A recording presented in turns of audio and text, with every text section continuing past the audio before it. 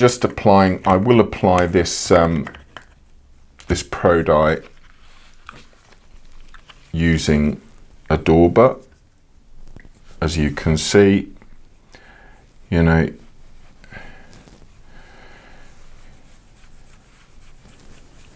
and I tend to, you know, I tend to sort of vary it a little bit. Goes on nicely,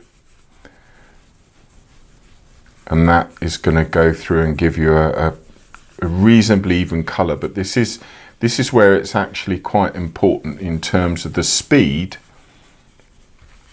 that you're applying it. Hence again, you know, this is okay because I've got a small piece here, and I never, you know, I'm always conscious of streaks, of streaking.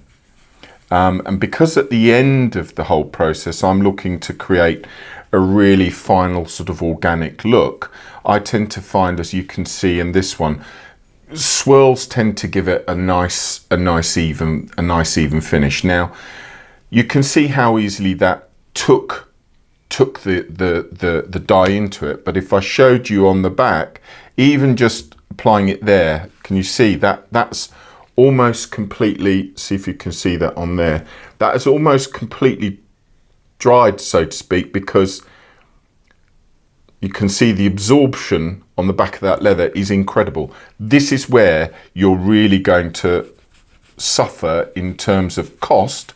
As you can see, that has almost completely taken my sponge is now pretty much dry.